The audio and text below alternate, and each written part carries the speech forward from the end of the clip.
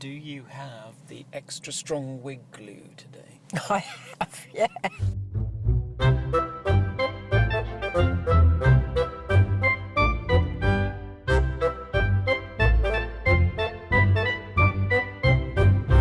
Greetings and welcome to Movies with Mum. I'm Conrad. And I'm Mum.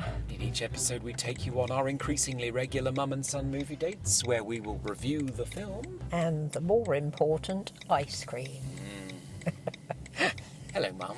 Hello, Conrad. How are you today? Bit windswept. Yeah, it's very nasty out here today again. It's a blustery day. I feel like Winnie the Pooh. We should have Piglet tied down to prevent him flying away. It's a bit vicious out here. But it's just in gusts. The occasional 51 mile an hour gusts, and then all of a sudden it stops. Yeah, that's not so bad, is it? But when it's raining as well, you can't keep anything on your head or an umbrella up. Kiss your hairstyle goodbye. So what are we going to see today? Doctor Sleep. So how do you feel about that? Bit wary, because I've heard it's pretty scary. Well, it may not be. It's by the director of The Haunting of Hill House, the TV series that was on Netflix that was hugely popular. His name's Mike Flanagan. That was scary. It was in places, but it was much more rooted in family drama than just constant scares. Yeah, true. So I don't think it's just jump scares. Although, of course, everybody remembers that jump scare in the car. Oh, God, yeah. Make sure you're not drinking a hot drink, Nancy. Crikey. Very bad, wasn't it? It was, yeah. I was going to say, there wasn't that much scary, but when they went for it, it was terrible. Yes, they really did go for it full bore, and I think that's probably what he will do here. It's over the course of 2.5 hours, so he's really going for it. It's a sequel to The Shining. Yeah, which was a very good film. Very good film, and that was 2 hours and 20 minutes, and nobody ever seemed to complain about that, or at least it was originally. Kubrick cut it down a little bit after the first premiere. That was out a long time ago, though, wasn't it? The Shining? It is, yeah. It'll be 40 years next year. 40, It's Christ. 1980, yeah. Nearly as old as me. So that film, of course, was about the Torrances who went to look after the Overlook Hotel over the winter. And unfortunately, the dad, Jack Nicholson, went bonkers and got a bit axe-happy on his family. Here comes Johnny. But Danny and his mother escape. Spoilers. And now we get to see Danny, Torrance, all grown up. Oh, is that what it is? Oh, right. Okay. So it's Danny, played by Ewan McGregor as a 40-year-old who has very serious mental health problems. I'm not surprised to have your dad chase you with an axe isn't exactly Through a hedge light-hearted fun, is it? No, it's not going to put you on an even keel, is it really? So, No. yeah, he's... Because, of course, Danny has The Shining, as he calls his psychic abilities. Oh, right. So he can tell that bad things are going to happen. And as an adult, he tries to cope with the traumatic memories and suppress his psychic ability by turning to alcoholism and substance abuse. Dear. So he's not in a good way, I don't think. No. But he becomes psychically connected to a young girl who is also psychic, also has The Shining, and is the target of a roving band of psychic vampires. Psychic vampires? Yeah, they find kids that have this special power and they drain their life force out of them. Oh, lovely. So all these kids that keep going missing across America, it's these psychic vampires led by Rebecca Ferguson, Oh. who's evil. Oh, well, she's British, so She is British. all British are evil, aren't we? We are. Clipped accent and a hat. Yeah. Evil. Evil. I think she's playing Irish in this, but we'll see. Oh, right, okay. Yeah, so it should be good. It's sort of, he has to overcome his fears and go back to the Overlook Hotel for a big finale Oh, no. to rescue this young girl. Oh, you could have indicated before you were on the junction. People don't bother. They know where they're going and they don't care if you don't know. Silly Winnie world. So The interesting thing about The Shining, of course, is that Stephen King did not like Kubrick's movie. Did he not? No, he hated it, quite publicly hated it, because he thought Kubrick was more interested in the family drama than The Overlook Hotel. Yeah, he wasn't very interested in ghosts and horror. He was just interested in the axe-wielding menace. There's a spot up there. I'm going to have to do a bit of parallel, I think. Oh, there's one there. Oh, we You could can go in there. for that one. couldn't we? Yeah. So will there be a Dr. Sleep ice cream? What would be a Shining ice cream? It would have Zeds in it. Chocolate Zeds. Chocolate Little Zeds. marshmallow pillows or something. That'd be good. Yeah, that would be good. Yeah, no, I'm interested to see this one, as I say, because King did not like Kubrick's movie.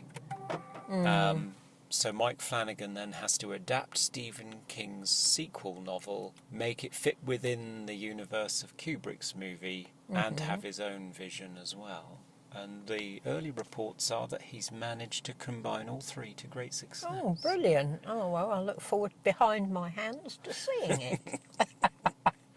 See you in a bit. Bye. Welcome back. We have emerged from the ruins of the Overlook Hotel. Mum, what did you think of Dr. Sleep? I want to know what you thought. I thought it was masterful. I thought it was a fantastic, really involving, incredible depiction of what happens to people who go through trauma, dealing with addiction. It's a thrilling fantasy epic battle between the forces of good and evil. I thought the young girl playing Abra, Keely Currans, I think, something like that. She was incredible. I thought Ewan McGregor was better than I've seen him in years. And I think Mike Flanagan's a genius because he managed to do a fantastic adaptation of Stephen King's book, which I quite liked.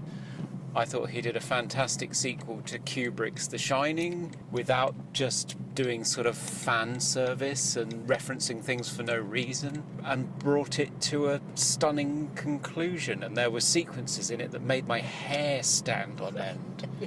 I thought it was thrilling, exciting, empowering, just a really fantastic piece of cinema. What did you think?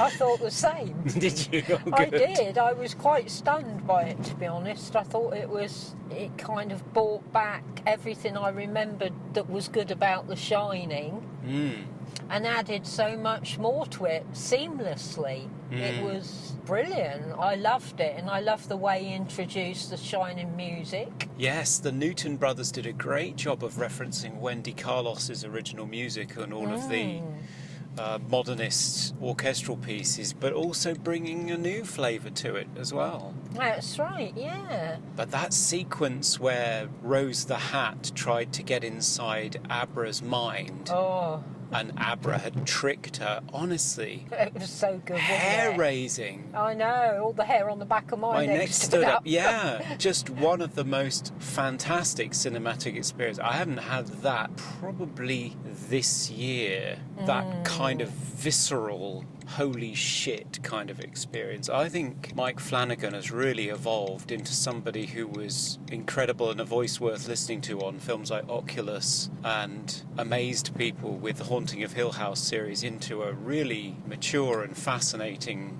director. I mean, to take on Kubrick. And Yes, who's a master. exactly, yeah. I mean, you sequelize Kubrick at your peril, don't you, really? Yeah, absolutely. But He knocked it out of the park. he really didn't he?